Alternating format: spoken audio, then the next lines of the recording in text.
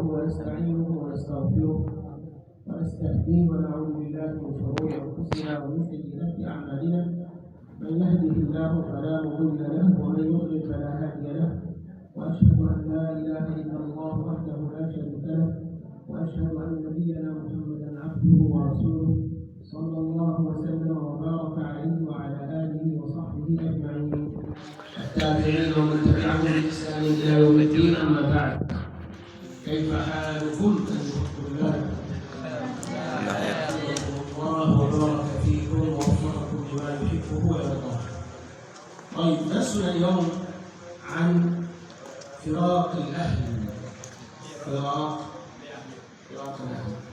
فراق الأهل، فراق البيت، ترك أحبابنا، إخواننا، أمنا، أبينا، ثم السفر من أجل طلب العلم. Bismillahirrahmanirrahim. Assalamualaikum warahmatullahi wabarakatuh. Waalaikumsalam. Alhamdulillah wassalatu wassalamu ala Rasulillah. Amma ba'd. Islam muji Allah Subhanahu wa taala. Insyaallah pelajaran malam hari ini ikhwan yaitu berkaitan tentang atau berkaitan dengan tema berpisah dengan keluarga. Jadi kita berpisah dengan keluarga, kita berpisah dengan kedua orang tua dalam rangka untuk menuntut ilmu. Jadi tema kita pada malam hari ini adalah berpisahnya kita dengan keluarga dalam rangka untuk menuntut ilmu. أولا أيها الطلاب حفظكم الله وبارك فيكم، هذا يعتبر من باب الهجرة لطلب العلم. قال النبي صلى الله عليه وسلم: من سلك طريقا يلتمس فيه علما سهل الله له به طريقا إلى الجنة. فأنتم الآن لما خرجتم من بيوتكم وأتيتم هنا، هذا بداية الطريق إلى الجنة. أنتم الآن في طريق الجنة. Pertama, ketika kita berpisah dengan keluarga, bahwasanya pertama ini adalah dianggap sebagai bentuk dari hijrah, yaitu untuk menuntut ilmu, sebagaimana apa yang disabdakan oleh Nabi Sallallahu Alaihi Wasallam, "Man salaka tariqan yaltamisu fihi ilman, sahhalallahu bihi tariqan ilal jannah." Itu yang disabdakan oleh Nabi Sallallahu Alaihi Wasallam. Dan apa yang kita lakukan, apa yang antum lakukan ketika antum semua berpisah dengan keluarga antum, maka ini termasuk di antara satu dari sekian jalan yang Allah Subhanahu wa taala telah sediakan untuk memasuki surga Allah Subhanahu wa taala. Apa jalannya itu? Yaitu hijrah dalam rangka menuntut ilmu. وهذا الفعل منكم يحبه الله سبحانه وتعالى، لذلك جعله طريق الجنة، لأن الله عز وجل يحب من عبده المسلم أن يطلب العلم، لا يكون جاهلا وإنما يطلب العلم، لأن الله عز وجل يحب فعلكم، جعل ما تفعلونه طريق الجنة. Dan perbuatan ini ikhwani fiddin rahimakumullah, bahwasanya perbuatannya Allah Subhanahu wa taala mencintainya. Apa itu? Yaitu berpisah atau hijrah dalam rangka menuntut ilmu. Karena Allah Subhanahu wa taala menjadikan salah satu di antara jalan untuk menuju ke surga Allah Subhanahu wa taala itu adalah dengan menuntut ilmu tersebut. Oleh karena itu, karena bentuk kecintaan Allah, Allah menjadikan ini sebagai salah satu di antara wasilah jalan untuk menggapai surga Allah Subhanahu wa taala. لذلك لأن الله يحب فعلكم، ماذا يحدث؟ يجعل الملائكة كما في الحديث: سهل الله له به طريقا إلى الجنة وإن الملائكة لتضع أجنحتها لطالب العلم رضا بما يصنع. يعني وأنتم في طريق العلم، الملائكة تضع أجنحتها، يعني تحية لكم وترحيبا بكم وسرورا بفعلكم. فرحا، الملائكة فرحت لأنكم بدأتم تطلبون العلم. Oleh karena itu, ihwani fiddin azani Allah rahimanallahu wa iyyakum, Allah Subhanahu wa taala mencintai perbuatan kita semua, perbuatan antum semua. Apa itu? Yaitu menuntut ilmu. Sebagaimana apa yang dikatakan dalam hadis yang tadi, man salaka tariqan yaltamisu fihi ilman sakhalallahu bihi tariqan ilal jannah. Kemudian Allah Subhanahu wa taala akan mengutus para malaikat, kemudian mereka akan mengepakkan sayapnya untuk memberikan penghormatan kepada kita, orang yang menuntut ilmu. Kemudian karena saking senangnya, saking bahagianya para malaikat melihat apa yang antum lakukan, dan ini termasuk di antara kemuliaan yang Allah Subhanahu wa taala jadikan kepada siapa? Kepada orang-orang yang menuntut ilmu. Dengan Allah mengutus malaikat kepada mereka, artinya Allah Subhanahu wa taala cinta dengan perbuatan mereka, Allah Subhanahu wa taala ridho dengan perbuatan mereka, dan para malaikat pun senang ketika Allah Subhanahu wa taala mengutus mereka kepada para penuntut ilmu. Nah, wa aidan Allah Azza wa Jalla sakhkhara malaikah amaluhum البحث عن مجالس العلم. هؤلاء الملائكة يدورون في الدنيا يبحثون عن ماذا؟ عن طلاب العلم الذين يجتمعون لطلب العلم، يدورون في الدنيا. ولما وجد مجموعة من الناس في حلقة، الملائكة هؤلاء يأتون ويجلسون معهم. Dan juga Allah Subhanahu wa taala mengutus para malaikat untuk mengelilingi dunia ini, Iwan. Untuk apa? Untuk mencari majelis-majelis ilmu. Jadi kalau seandainya di sana dilihat bahwasanya ada majelis ilmu, orang berkumpul dalam sebuah majelis, maka malaikat Allah Subhanahu wa taala mengutus malaikat untuk mendatangi mereka. Tujuannya apa? Tujuannya adalah untuk memberikan keberkahan kepada mereka, sebagaimana dalam hadis man ijtama'a qaumun fi baitin min buyutillah, barang siapa yang berkumpul di salah satu dari rumah-rumah Allah Subhanahu wa taala, maka Allah akan turunkan sakinah, rahmah, ketenangan. Kemudian Allah Subhanahu wa taala meliputi dengan rahmat. Itu salah satu di antara keutamaan yang Allah Subhanahu wa taala berikan bagi para penuntut ilmu. الآن الناس يجتمعون الآن في هذه الأيام وقت صلاة الفجر، يجتمعون ويشاهدون كرة القدم. إذا نحن نذهب نصلي صلاة الصبح ونحن ننظر ناس كثير في الكافيه أو في المطعم، عشرات، ماذا؟ يجتمعون لأجل كرة القدم، يذهبون إلى البرازيل، إلى أرجنتينا، إلى ميسي، إلى رونالدو، إلى مو صلاح، إلى متى؟ وقت صلاة الفجر، وقت صلاة الفجر. أو يجتمعون، الملائكة تحضر؟ لا، الملائكة لا تحضر، الملائكة تبحث عن أهل العلم، عن طلاب العلم، ليس عن هؤلاء الذين ينظرون إلى كرة القدم. Sekarang kalau seandainya kita saksikan untuk sekarang ini, terutama dalam 1 bulan terakhir, maka kita saksikan banyak di antara para manusia itu mereka berkumpul ketika waktu sholat subuh. Nah, berkumpul mereka itu dalam rangka apa, Iwan? Berkumpul mereka itu adalah untuk menyaksikan pertandingan sepak bola Piala Dunia. Bukan berkumpul dalam rangka untuk mencari ilmu. Pertanyaannya, apakah para malaikat yang Allah Subhanahu wa taala utus akan mendatangi mereka atau istilahnya ikut nimbrung di perkumpulan mereka? Tentunya tidak. Karena apa? Karena mereka berkumpul itu bukan atau dalam rangka sesuatu yang lain. Sedangkan malaikat itu ketika diutus oleh Allah Subhanahu wa taala, dia mengelilingi perkumpulan-perkumpulan tersebut.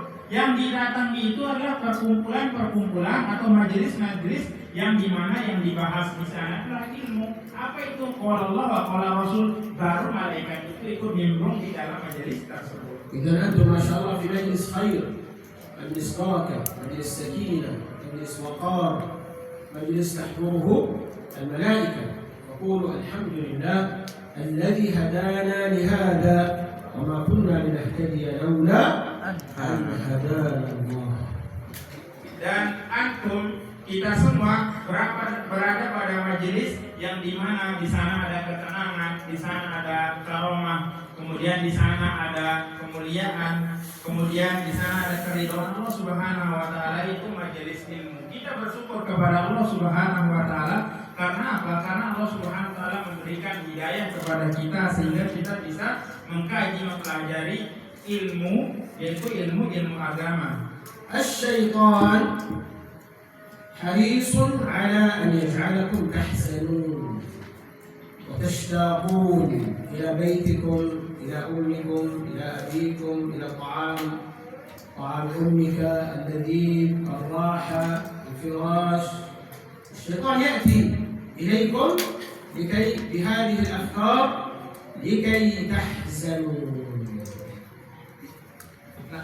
Kemudian syaitan itu akan datang kepada keluarga kita, makanan kita, dan misalnya yang berkaitan dengan kebiasaan-kebiasaan kita dalam kondisi apa ya buat bersedih hati. Karena apa? Karena memang dalam rangka kita melakukan itu adalah sebagai bentuk ketaatan kepada Allah Subhanahu wa taala.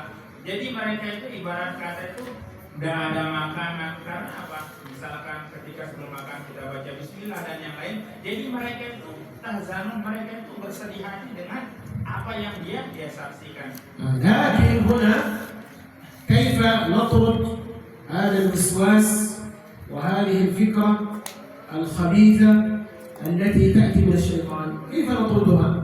تذكروا إسماعيل عليه السلام. Dan bagaimana kita untuk meninggalkan waswas syaitan, yang dimana ketika misalkan ada waswas syaitan mengganggu kita, dia coba mempengaruhi, bagaimana kita agar terhindar dari waswas tersebut? Maka selayaknya kita memperhatikan atau melihat kisahnya Nabi Ismail. إسماعيل عليه السلام أين ولد؟ أين ولد إسماعيل؟ في سوريا؟ في جورجيا؟ أين؟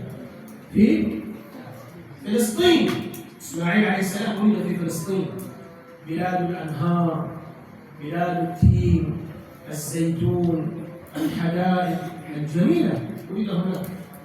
ثم الله عز وجل أمر أباه إبراهيم أن يأخذه من بلاد الشام إلى مكة، ومكة في ذلك الزمان لا يوجد فيها شيء، لا شجر ولا ثمر ولا نهر، صحراء قاحلة ليس فيها ناس، حتى الناس لا يوجد فيها في مكة المكرمة.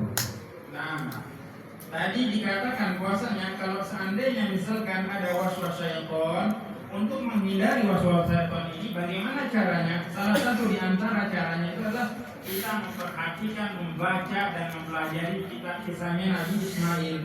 Apa kisahnya Nabi Ismail? Sebelum dijelaskan, tadi dikatakan di mana Nabi Ismail itu dilahirkan. Bahwasanya Nabi Ismail itu dilahirkan di negeri Palestina, yang dimana kita ketahui bahwasanya negeri Palestina pada saat itu adalah negeri yang penuh dengan kemakmuran, zaitun, masya Allah. Jadi segala sesuatu itu ada di Palestina. Kemudian Allah Subhanahu wa taala memerintahkan bapaknya, siapa bapaknya? Nabi Ibrahim, untuk membawa Nabi Ismail itu dibawa ke Mekah, yang dimana kita tahu bahwasanya Mekah pada saat itulah negeri yang kering kerontang, tidak ada air, tidak ada pepohonan, bahkan manusia pun pada saat itu tidak ada sama sekali. Allah Subhanahu wa taala memerintahkan kepada Nabi Ibrahim agar membawa Nabi Ismail ke Mekah. هل الله عز وجل أراد بإسماعيل خيرا أو لا؟ هل أراد له الخير، أراد له الرفعة، أراد له أن يكون مذكورا وأن يكون معروفا وأن يكون مشهورا وأن يكون نبيا عظيما. لكن انظروا أين أرسله إلى مكة. لكن الله أراد له الخير العظيم والمنفعة الكبرى. Nah, sekarang pertanyaannya, apakah Allah Subhanahu wa taala menginginkan kebaikan yang banyak untuk Nabi Ismail ketika Allah Subhanahu wa taala memerintahkan kepada Ibrahim untuk membawa anaknya ke negeri Mekah yang dimana kita ketahui misalnya negeri kering kerontang. Tentu jawabannya iya. Karena apa? Karena Allah Subhanahu wa taala menyediakan kebaikan yang sangat-sangat banyak. Tujuannya apa? Agar dia dikenal. Allah Subhanahu wa taala menjadikannya dia seorang nabi. Allah Subhanahu wa taala memuliakan Nabi Ismail. Ini salah satu di antara tujuan Allah Subhanahu wa taala memerintahkan Ibrahim untuk mengajak anaknya itu ke Mekah untuk memuliakan siapa? Ismail, menjadikannya seorang nabi, kemudian agar dia tersebar namanya diketahui oleh semua orang. أنتم أيضا الآن أبوكم وأمكم عندما أرسلوكم إلى هذه المعاهد هنا أو في هذه المعاهد في كل جهة في إندونيسيا، عندما يرسلونكم تسكنون في هذه المعاهد يريدون لكم خيرا، يريدك أن تحفظ القرآن، يريدك أن تتعلم الشريعة، الفقه، العقيدة، الحديث، اللغة العربية. أبوك يريدك أن تكون عالما، أمك تريدك أن تكون عالما حافظا لكتاب الله عز وجل. إذا أرسلوك لأنهم يحبونك ولأنهم يريدون لك الخير ويريدون لك المنفعة العظيمة في الدنيا والآخرة. Nah, antum juga ya ikhwan, kita juga ketika orang tua kita, orang tua antum semuanya, ketika kita diperintahkan untuk masuk ke ma'had kita ini atau ma'had-ma'had yang lain, tentunya orang tua kita semua itu, orang tua antum semuanya itu menginginkan kebaikan buat antum. Bukan berarti karena tidak sayang akhirnya dimasukkan ke dalam ma'had, tidak.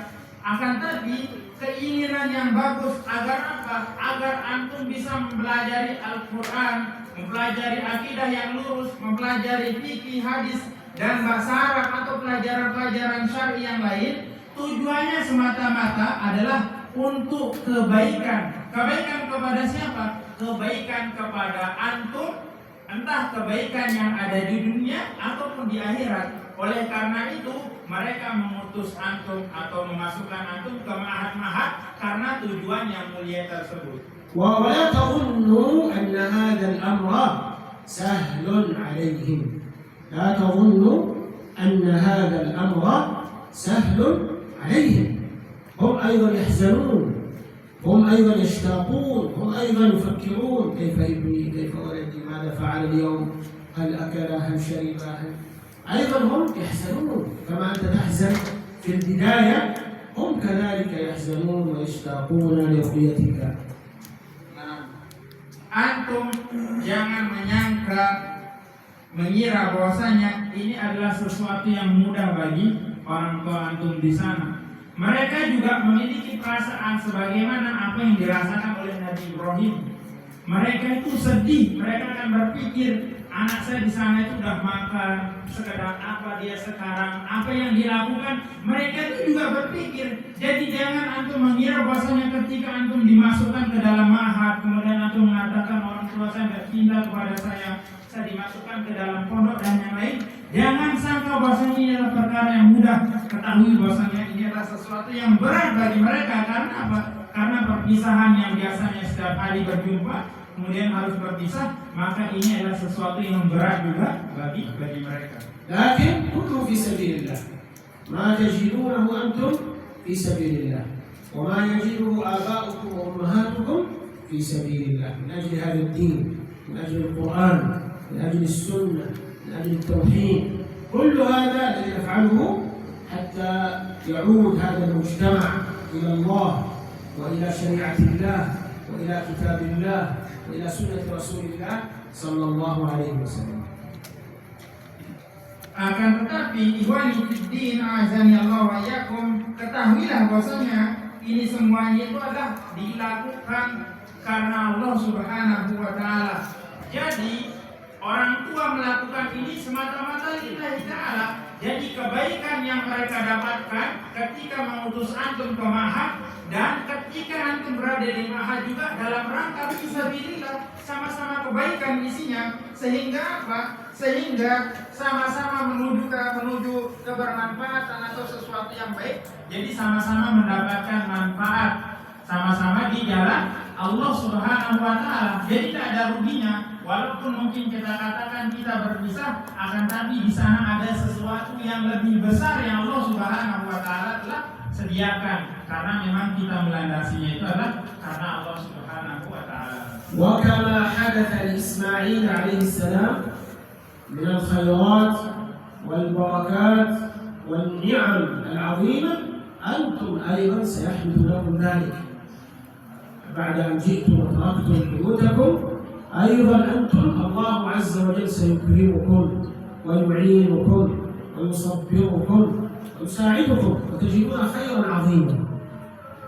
Nah, dan sebagaimana apa yang terjadi kepada Ismail, yang dimana Allah Subhanahu wa ta'ala menyediakan kepadanya adalah nikmat, keberkahan, kemuliaan yang Allah Subhanahu wa ta'ala berikan kepada Ismail, yang Allah Subhanahu wa ta'ala sediakan untuk Ismail, maka hal tersebut antum juga dapatkan ketika antum diutus, dimasukkan ke dalam ma'had. Maka tujuannya adalah sebagai bentuk kemuliaan, agar antum mendapatkan keberkahan, agar ini sebagai bentuk nikmat dari Allah Subhanahu wa ta'ala. Jadi isinya adalah kebaikan, kebaikan dan kebaikan, walaupun dengan cara yang demikian. Al-barakat والخيرات التي حدثت لإسماعيل عليه السلام. أولا بعد أن تركه أبوه إبراهيم مع أمه في مكة، الله عز وجل فجر تحت قدمه زمزم. عندما عطش إسماعيل وأصبح يبكي من شدة العطش، الله عز وجل فجر عند قدمه ماء زمزم. إلى الآن آلاف السنين وما زالت زمزم تخرج الماء. بركة عظيمة أرسلها الله عز وجل لإسماعيل وأمه هاجر عليهما السلام. Nah, lihat keberkahan, kemuliaan dan kebaikan yang Allah Subhanahu wa ta'ala berikan, yang Allah Subhanahu wa ta'ala berikan kepada Nabi Ismail apa? Ketika bapaknya Ibrahim meninggalkan Ismail dan Hajar ibunya di tanah yang sangat-sangat tandus yang tidak ada kehidupan di dalamnya, ternyata dari sana Allah Subhanahu wa ta'ala memancarkan apa itu ya Iwan? Sumur Zam-Zam yang usia untuk sumur tersebut sudah ribuan tahun sampai sekarang. Ini salah satu di antara kemuliaan yang Allah Subhanahu wa ta'ala jadikan kepada Ismail dan ibunya itu Siti Hajar. قام إسماعيل مع أبيه إبراهيم ببناء بيت الله الكعبة المشرفة. إلى الآن نحن نطوف حول الكعبة التي بناها إبراهيم عليه السلام وإسماعيل عليه السلام. ثم جعله نبيا وجعل من ذريته رسول الله صلى الله عليه وسلم. Kemudian apa kemuliaan yang Allah Subhanahu wa ta'ala berikan kepada Nabi Ismail ya Iwan? Bahwasanya Allah Subhanahu wa ta'ala menjadikan Ibrahim dan Ismail itu membangun Ka'bah. Yang antum ketahui, yang kita ketahui bersama, bahwasanya Ka'bah itu sampai sekarang orang melakukan ibadah haji itu ke sana. Usianya udah sampai ribuan tahun ya Iwan. Ini salah satu di antara kemuliaan yang Allah Subhanahu wa ta'ala jadikan. Kemudian yang kemuliaan yang berikutnya apa Iwan? Allah Subhanahu wa ta'ala menjadikan Ismail itu bagian dari silsilah keluarganya, keturunannya Nabi Sallallahu Alaihi Wasallam. Ini kemuliaan yang Allah Subhanahu wa ta'ala jadikan kepada Ismail, dan ujian yang Allah Subhanahu wa ta'ala berikan kepada beliau. Kemudian di sana terdapat kebaikan, keberkahan yang Allah Subhanahu wa ta'ala janjikan lebih besar dari apa yang ia alami. Adhkur fil kitab Ismail إنه كان صادق الوعد وكان رسولا نبيا وكان يأمر أهله بالصلاة والزكاة وكان عند ربه مرضيا. سورة إسماعيل عليه السلام يأمر أهله بالصلاة والزكاة وكان عند ربه مرضيا، أصبحت له منزلة عالية وعظيمة ورفيعة جدا عند الله سبحانه وتعالى.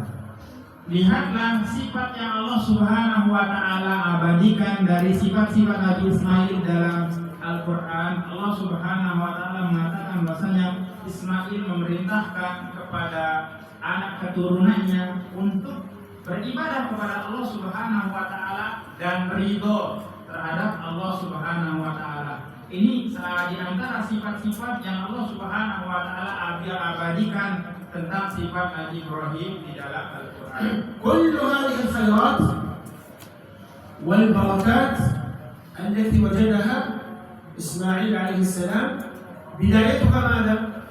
البداية ما هي؟ شاقة.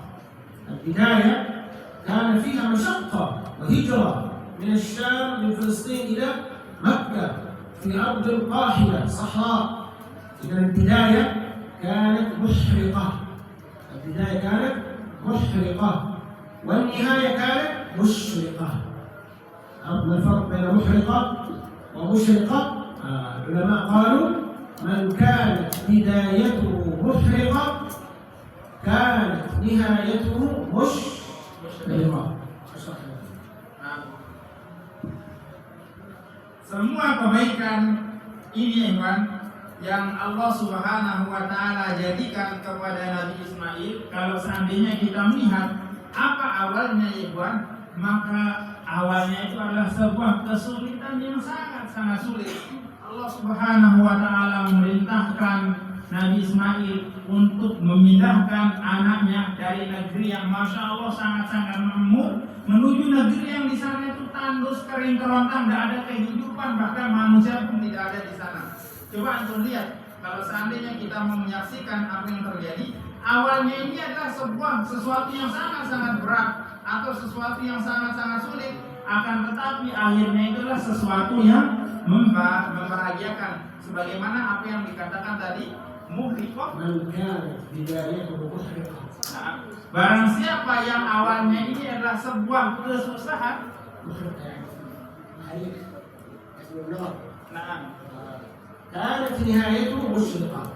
ketahuilah bahasanya tentu akhirnya itu adalah sesuatu yang terang benderang yang membahagiakan. Bahasa kita ini bahasa anak. Berakit-rakit ke hulu, berenang-renang ke tepian. Bersakit-sakit dahulu, terus apa? Bersenang-senang ke kemudian. Ini hanya sekedar biasa berbeda peribahasa. لو أبوك وأمك تركوك في البيت تلعب جيم كل يوم تلعب ها؟ كيف ستكون؟ جاهل، لا تحفظ القرآن، لا تعرف السنة، لا تعرف كثير من الأولاد لا يفهمون الدين. تسأله ما اسم الرسول كاملا؟ محمد لا يعرف. ابن من؟ لا يعرف. تسأله اذكر سبوع صحابة، 10 صحابة لا يعرف. تسأله 10 لاعب كريستيانو رونالدو كذا. تسأله صحابة يقول لا يعرف. بسبب ماذا؟ أبوه وأمه تركوه في البيت يلعب. أصبح جاهلا. فأنت تقول الحمد لله، شكرا يا أبي، شكرا يا أمي، أخرجتموني من البيت إلى المعهد، إلى المركز، إلى مركز التحفيظ، حفظت القرآن، تعلمت السنة، تعلمت اللغة العربية، عرفت تاريخ الإسلام. ما شاء الله. إذا أنتم خرجتم بعد ذلك عندكم علم نافع، ليس مثل الذين في بيوتهم يلعبون فقط. Ikhwani fiddin azanallahu yakum. Ketika seorang bapak dan ibu, orang-orang tua, antum misalkan, atau tidak usah antum, orang lain saja. Ketika misalnya ada orang tua, bapak dan ibunya meninggalkan seorang anaknya di rumahnya, kemudian anaknya itu hari-harinya main game, isinya main udah siang malam, Allah main game. Terus kemudian ketika dia ditanya, misalkan dia ditanya, atau apa yang dia dapatkan, tentu yang dia dapatkan itu hanya kejahilan dan kebodohan. Karena apa? Isinya main game kok. Ketika ditanya, misalkan siapa namanya Nabi SAW, nama lengkapnya, dia mengatakan Muhammad, Raklo, kayak bunglon kayak gitu. Tidak jawab. Kemudian misalkan siapa nama sahabat yang 10 sahabat yang masuk ke dalam surga tanpa hisab, tidak tahu satu pun. Akibat apa? Akibat karena orang tua meninggalkan anaknya di dalam hal-hal yang sia-sia. Sehingga apa yang terjadi sudah terjadi, kebodohan yang akan menimpa anaknya tersebut. Akan tetapi kalau seandainya misalkan antum, masya Allah, orang tua antum mengutus antum ke ma'had, ke pondok pesantren, maka selayaknya bagi kita, bagi seorang anak itu harus bersyukur, berterima kasih kepada kedua orang tua kita. Karena apa? Dia mengutus kita, membawa kita ke pondok. Kemudian di pondok kita bisa banyak belajar. Kita tahu sirah nabawiyah, sirah para sahabat, kemudian ilmu akidah, bahasa Arab, fikih dan ilmu-ilmu yang lain. Ini menjadi pengetahuan buat kita. Sebabnya apa? Sebabnya karena orang tua mengutus kita ke pondok-pondok atau ma'had-ma'had. فأكبر نعمة أن يرزقك الله عز وجل والدين يفكران في مصلحتك، في منفعتك، في فائدتك، خاصة من الناحية الدينية. Nikmat yang paling besar yang Allah Subhanahu wa Ta'ala jadikan bagi kedua orang tua itu adalah ketika orang tua memikirkan kebaikan kepada anak-anak mereka. Jadi ketika misalkan orang tua berpikir kebaikan tentunya kebaikan di akhirat, ya Bang, bukan hanya berpikir tentang masalah dunia, pekerjaan dunia dan dunia, enggak, akan tetapi dia berpikir tentang kemaslahatan akhirat, maka ketahuilah bahwasanya ini adalah nikmat yang paling agung, nikmat yang paling besar yang Allah Subhanahu wa Ta'ala jadikan kepada kedua orang tua. إذن أنتم الآن أصبحتم رجال تعيشون لوحدكم بعيد عن أمكم وأبيكم، أصبحتم الآن ما شاء الله تبارك الله رجال تعتمدون بعد الله على أنفسكم. فلا بد أن تكونوا على قدر المسؤولية، وأن تعودوا إلى آبائكم وأمهاتكم وقد تغيرتم ما شاء الله. بعد أن ترجع البيت أقرب إجازة لست مثل الأول. أبوك وأمك عندما يراك افرح ما شاء الله، ابني زاد علما، زاد أدبا، زاد تقوى، زاد أخلاق كريمة. فأدخل الفرح والسرور في أمك وأبيك، في قلب أمك وأبيك. Nah, ya Tuhan. Oleh karena itu antum sekarang menjadi seorang laki-laki yang ori, ya Tuhan. Laki-laki yang original, laki-laki yang sejati, yang dimana dengan sebab orang tua mengutus antum ke ma'had-ma'had, kemudian ke pondok-pondok pesantren, di sana antum banyak belajar. Ketika antum pulang ke rumah, maka antum membawa sesuatu perubahan yang dimana dengan sebab itu menjadikan orang tua itu menjadi bangga. Yang tadinya tidak tahu apa-apa, setelah dia berada di ma'had, dia belajar Al-Quran, belajar segala macam dari ilmu-ilmu syar'i. Kemudian ini membuat hati orang tua itu menjadi gembira, membuat hati orang tua menjadi senang. Karena apa? Perubahan yang ada pada diri antum. Ketika sebelum di ma'had mungkin tidak tahu apa-apa, masuk di ma'had, masya Allah, ilmu-ilmu itu diketahui, ini menjadi kebanggaan tersendiri buat orang tua.